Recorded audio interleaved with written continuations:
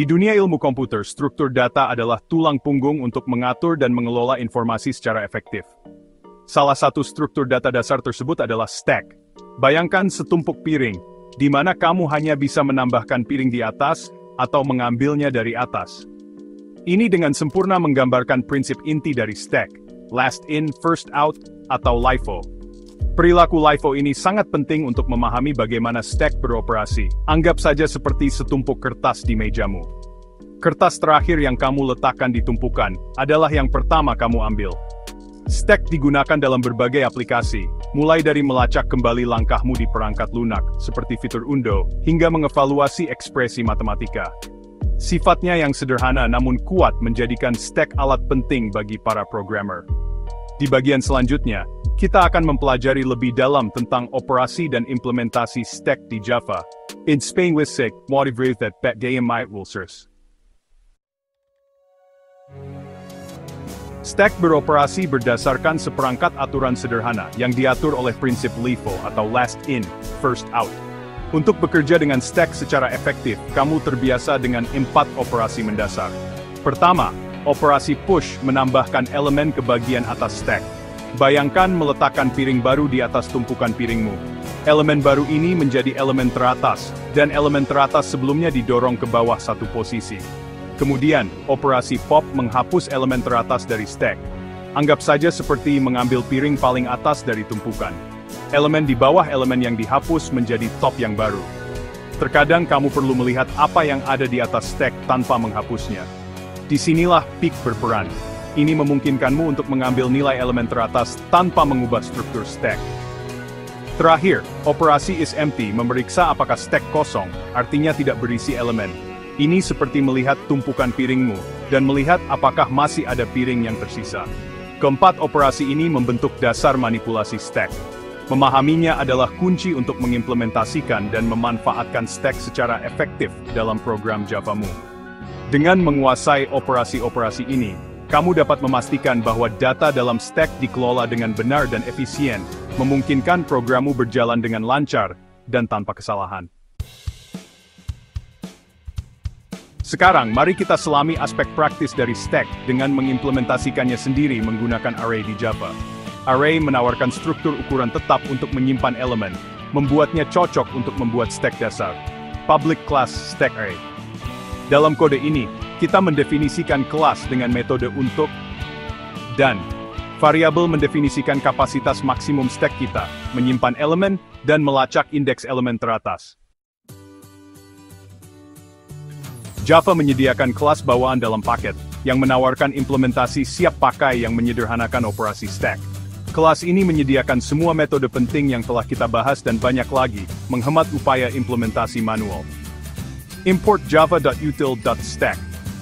Public class, built-in stack example, public static void stack with a new stack, stack.push apple, stack.push banana, stack push stack, stack plus stack, system.out.println, pop plus stack.out println, stack after pop stack, system.println, top element stack.peak. Dalam contoh ini, kita membuat objek menggunakan metode, dan yang sudah dikenal, kita memanipulasi stack menunjukkan penggunaan yang disediakan oleh kelas bawaan Java. Memilih kelas bawaan Java daripada implementasi berbasis array khusus menawarkan beberapa keuntungan. Pertama, pengubahan ukuran dinamis. Tidak seperti array dengan ukuran tetap, kelas di Java secara dinamis menyesuaikan kapasitasnya saat kamu menambahkan atau menghapus elemen. Ini berarti kamu tidak perlu khawatir tentang batasan ukuran yang kaku. Ini menghilangkan risiko kesalahan stack overflow yang dapat terjadi dengan array berukuran tetap. Kedua, kenyamanan. Kelas Java menyediakan serangkaian metode yang komprehensif untuk manipulasi stack, termasuk pop, peek, dan banyak lagi. Metode-metode ini membuat pengelolaan stack menjadi lebih mudah dan intuitif. Ini benar-benar menyederhanakan kodemu dan mengurangi kebutuhan akan implementasi manual. Ketiga, keamanan tipe. Kamu dapat membuat stack dari tipe data tertentu menggunakan generic, seperti C, memastikan bahwa hanya elemen dari tipe yang ditentukan yang dapat ditambahkan ke stack. Ini sangat berguna untuk mencegah kesalahan tipe data. Ini meningkatkan keterbacaan kode dan mengurangi kemungkinan kesalahan. Dengan menggunakan generik, kamu juga dapat membuat kode yang lebih fleksibel dan dapat digunakan kembali. Memanfaatkan kelas bawaan memungkinkanmu untuk fokus pada logika programmu daripada seluk-beluk implementasi stack. Ini sangat penting dalam proyek besar, di mana efisiensi dan kejelasan kode sangat dibutuhkan. Ini adalah alat yang ampuh yang mendorong efisiensi dan kejelasan kode.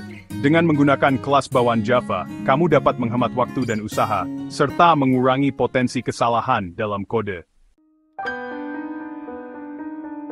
Bagian 6. Contoh praktis, fungsi undo dengan stack. Salah satu contoh stack yang paling mudah dipahami adalah fitur undo yang umum ditemukan di perangkat lunak.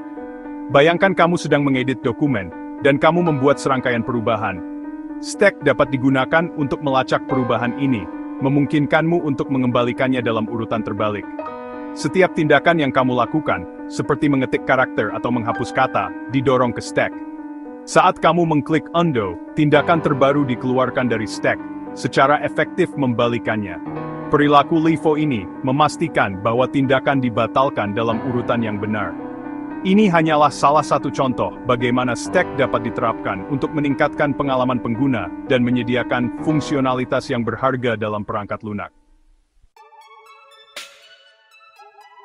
Bagian 7. Aplikasi stack di dunia nyata. Stack tidak terbatas pada mekanisme undo sederhana. Mereka memainkan peran penting dalam berbagai aplikasi dunia nyata. Pertama, evaluasi ekspresi. Stack adalah tulang punggung untuk mengevaluasi ekspresi matematika, terutama yang melibatkan tanda kurung atau tingkat prioritas operator yang berbeda. Kedua, algoritma backtracking. Dalam algoritma yang mengeksplorasi berbagai kemungkinan, stack digunakan untuk menyimpan status saat ini, memungkinkan algoritma untuk kembali ke status sebelumnya jika diperlukan. Ketiga, pemanggilan fungsi. Saat kamu memanggil fungsi dalam program, sistem menggunakan stack untuk menyimpan informasi tentang fungsi tersebut, seperti variabel lokalnya dan titik di mana ia perlu kembali setelah eksekusi. Terakhir, manajemen memori. Beberapa bahasa pemrograman menggunakan stack untuk mengelola alokasi memori, dengan variabel dan data didorong ke dan dikeluarkan dari stack sesuai kebutuhan. Dari perangkat lunak yang kamu gunakan setiap hari, hingga cara kerja sistem operasi, stack merupakan bagian tak terpisahkan dari lanskap ilmu komputer.